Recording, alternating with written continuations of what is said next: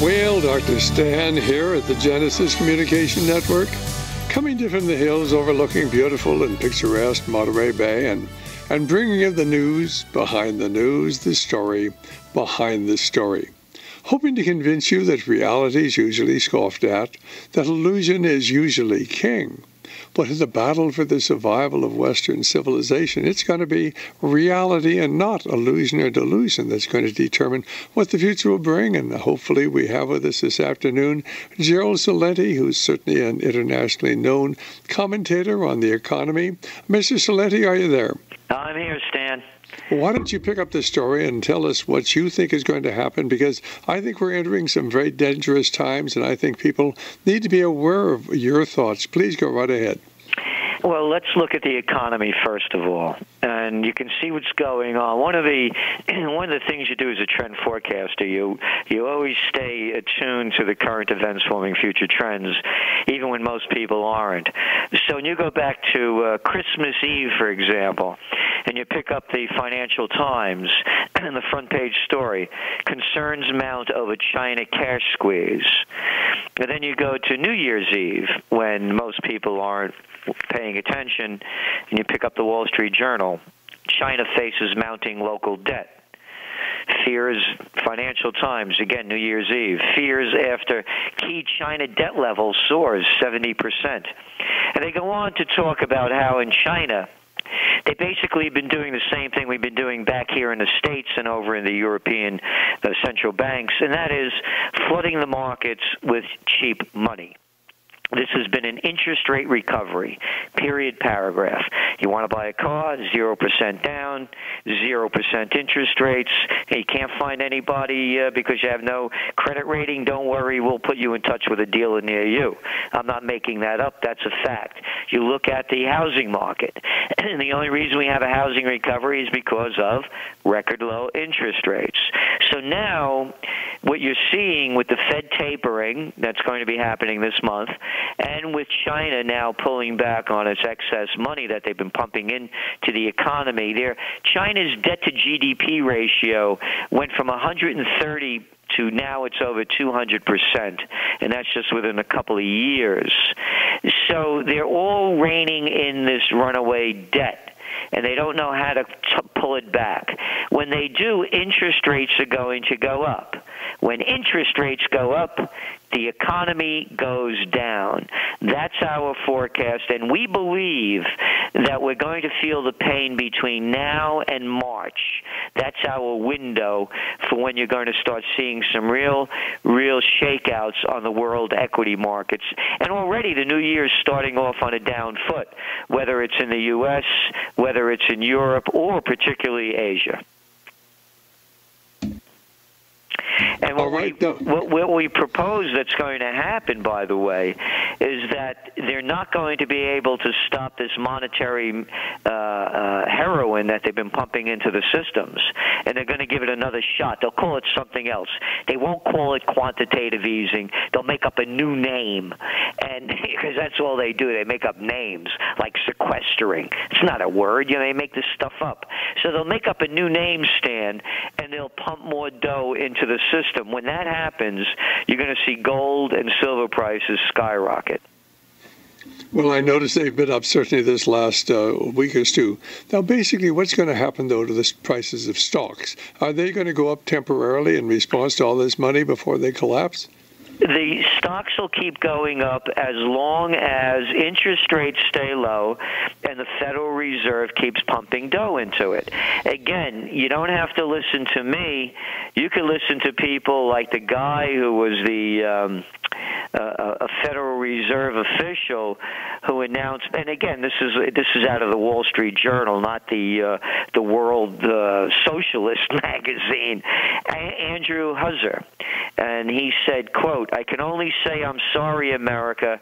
As a former federal official, I was responsible for executing the centerpiece program of the Fed's first plunge into the bond-buying experiment known as quantitative easing.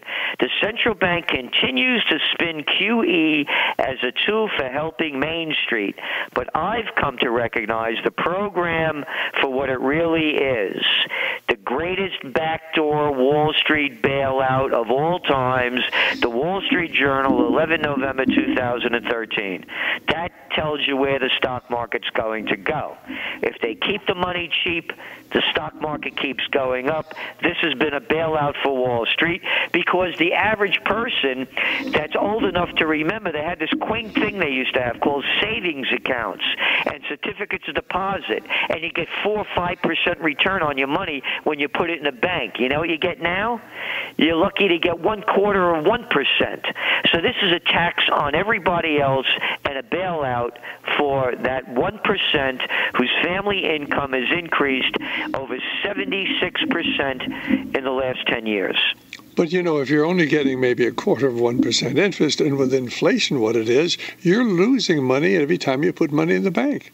It's even worse than that. They're now even talking about if you put money in the bank, you have negative interest rates. They're even floating that idea in the European central banks and even in the States. Well, now, basically, what can people do to protect themselves? Because I certainly concur with you. We're living in very dangerous times, but what can the average person out there do? Should he be buying gold? Should he be buying silver? Should he be buying property? Well, what should he be doing with his money? Because certainly putting it in the bank or putting it into bonds is not a viable thing to do. No, you're right about the bonds too. As you saw with the tapering already, the 10-year yield it keeps floating over 3%, and that's up from 2011. That's the last time it hit that. I can't give financial advice. I'm not a financial advisor. I'll tell you what I do. I continue to buy gold. I continue to buy a little bit of silver. And I had bought, I'm over here in Colonial Kingston, New York. We're about 2 hours north of New York City. And I bought 3 properties on the most historic corner in the U.S. They predate the Revolutionary War, with the 1774 Academy, the 1750 Franz Roggen House, and the 1763 Dr. Person House. I bought them because I believe in America, and this is the heart of the revolution, and I'd like to see a second American Revolution, one, though, of moral, spiritual, not spiritual New Age sense, but in a higher sense, and an intellectual revolution. Saying that, I bought these a year ago, and on one building, for example, I got a 15-year locked in at 2.875. So to me, it's basically I'm paying nothing for the loan. As far as inflation goes, it's really cutting out even. So for me, I like gold and real estate. However, having said that, now when you're looking at the 30-year mortgage, it's gone from about 3.5 up to about 4.85, 4.58. And I believe when 30 years go over 5%, you're going to see a dramatic slowdown in the housing market. Again, it all goes back to interest rates, and you saw the slowdowns already when interest rates go up. So there aren't a lot of choices. So what I really recommend people do is, number one, don't buy anything you don't need. Stop with this consumerism, and anything you buy, support your local economy.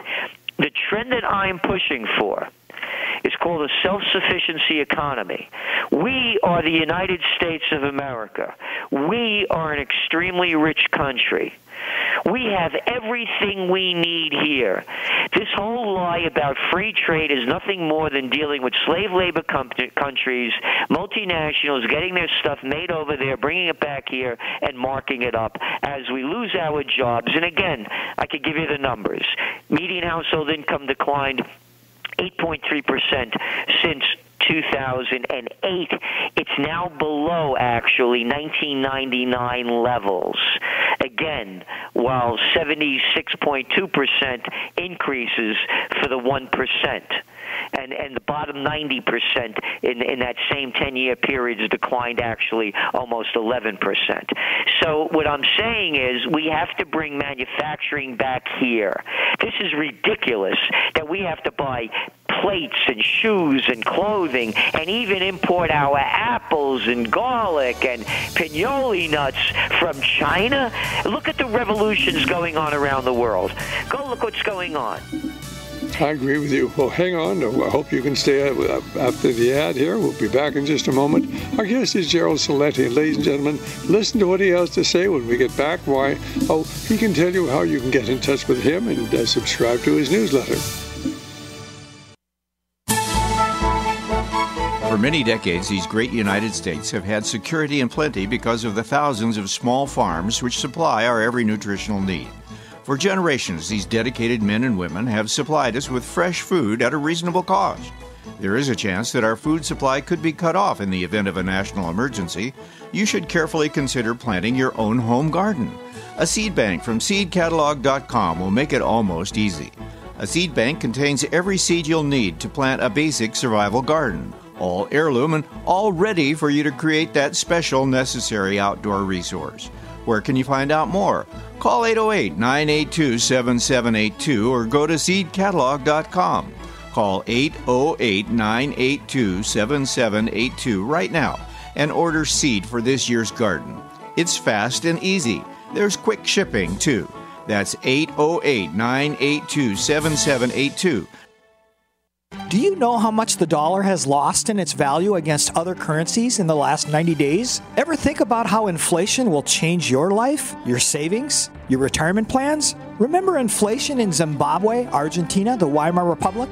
Put another way, who cares if your investments go up 10%, but you lose 40% of your purchasing power? Gold is the only monetary asset as no one else's liability. Gold still buys the same amount of stuff it always did. Gold does not require trust in a third party. You can possess it in your hand. You can take it with you. Gold is real money. Gold is honest money. My name is Daniel Larson from Midas Resources. To find out how you can protect your savings and roll over your IRA funds into precious metals accounts, please call me at 800-686-2237, extension 134. That's 800-686-2237, extension 134.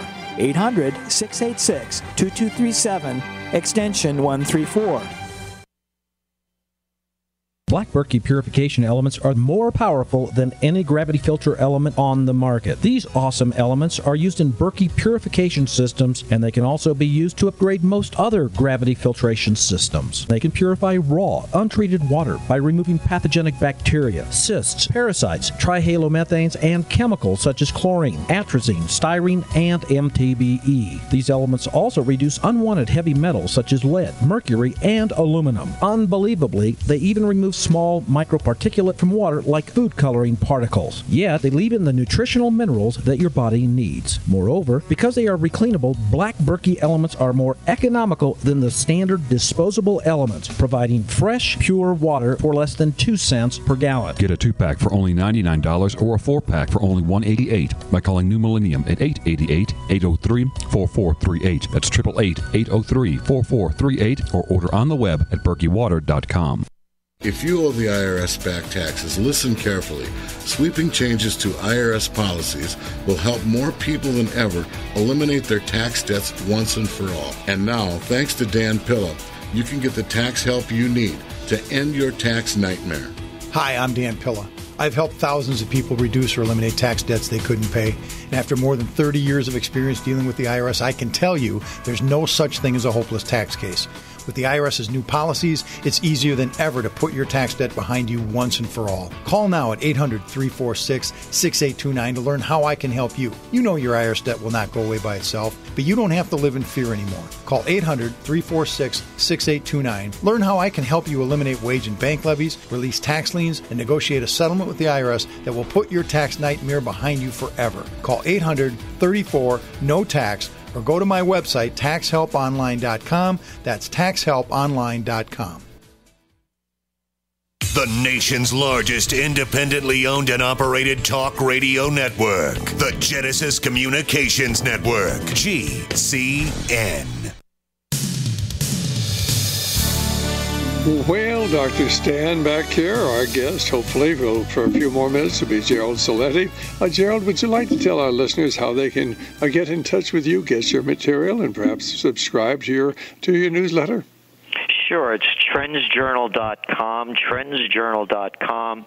And Stan, we know that people are having a difficult time out there, so we have a discount request page, and there's no personal information, just fill it out. And we try to make it available to everyone at a price that they can afford. It's only $99 a year, and that includes Trends in the News reports that I do each day. And it's the only magazine, it's 52 pages actually, advertising free. And and it's the only place where you'll read history before it happens. Just before getting on the air with you, I was doing TV out of Moscow, and we were talking about what's going on in Fallujah and the problems in Iraq. And I picked up the TrendsJournal from December 2004. And I read to them what I had written back then and how it was so foreseeable that what's going on now could have been predicted. I said, rather than unite the country, this is following their elections they had that the United States was making a big deal of. The upcoming Iraqi elections will create deeper political tribal conflict, harden religious divisions, and push Iraq into more chaos and a bloody civil war. There will be no democracy, no independent government, nor will there be an Iraqi armed force capable of accepting the transfer of United States military power. I wrote that in 2004, December. And when you go back to 2004, just before I wrote that, these were some of the things that were going on. Vice President Dick Cheney, he said the Iraq War was behind us, and Major General Raymond Odierno, he was the head of the army over there, said, quote, "We have 6 to 12 months left of this insurgency." So I say this because every day it's propaganda from the prostitute media, one lie after another. And I read the lies. We had Colin Powell saying that Saddam Hussein had weapons of mass destruction leading up to the war, and he had a capability of making 100 to 500, tons of this stuff, or some ridiculous number. And Donald Rumsfeld saying, we know where they are. And not one person has been brought up on a war crimes tribunal. Who knew what when? And now everybody's saying, oh, Al-Qaeda's in Fallujah. Al-Qaeda's in Fallujah. Oh, cut the baloney. This place has been a disaster for how long, Al-Qaeda? Who are they? Who are these people? It's a revolution. It's a civil war. And the United States, George Bush, and the coalition of the willing, including all the senators and congressmen in the United States that voted for this war, they should be brought up for treason, for taking our country to war under known lies. I certainly agree with you. One thing I would like to ask you, though, certainly we hear a lot about derivatives, and certainly as the interest rates were to go up, why there are a lot of these derivative contracts out there that could actually topple a lot of our major banks. Is that really a factor, or are we just being lied to once again? No, you hit it right on the head. And all of these junk bonds that have been sold, oh no, the debt levels are extraordinary. And as interest rates go up, everybody has to pay more for the money that they borrowed. You're going to see a bond explosion the likes we've never seen before. And by the way, when you start looking around and you start seeing some of the reports coming out, I don't know if they're true, but they seem true. You have people like Soros and Buffett and Paulson really bailing out of the stock markets big time as we speak. And then you're looking at the S&P. It started off this year. It's down already 1.3%. And again, not only in the United States, you look around the world, and it's one terrible market after another. And why? Because of the fear of interest rates going up. And that derivatives bubble, as you well point out, what are they talking about? They're talking about what? Like hundreds of trillions of dollars worth of this stuff. And nobody really knows. And that's the other big lie. This country, we can really have a self-sufficiency economy if they would put back the regulations that were put in place so the multinationals wouldn't steal everything that we have. And one of those, of course, is the Glass-Steagall Act that would have prevented this. And even after the panic of 2008, what did they do? Nothing. Oh, they came up with the Volcker rule. Oh, they could have saved a lot of time. All they had to do was put back Glass-Steagall. So the Volcker rule was another free pass. And then the prostitute media the other day, they cheered. Oh, how sorry they were that Gary Gensler, the head of the Commodities Future Trading Commission, was going to be leaving the tough job that he had. He did nothing. And you know who he was? He was another flunky from Goldman Sachs. That's right, the guy that worked under John the Slime Corzine, the former governor and senator of New Jersey that headed MF Global and stole money out of my segregated account. And who was the guy that created Too Big to Fail? Who was that? Oh, Henry Frankenstein Paulson under Bush. Where did he come from? Son of a gun. Another head of Goldman Sachs gang.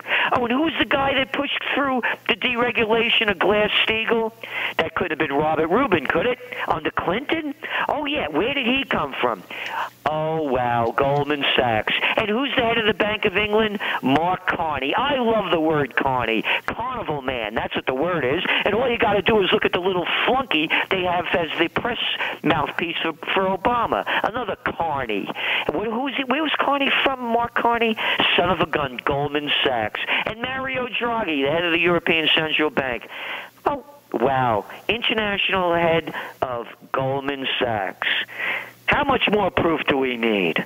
It's a takeover. Well, I think you're absolutely right. Until people understand that really we do not have an elective government, the government is answerable to certainly Goldman Sachs. In fact, Goldman Sachs was the largest contributor to Barack Hussein Obama's presidential campaign, and we never talk about that or the number of people that Barack Obama put from Goldman Sachs into key positions in our government.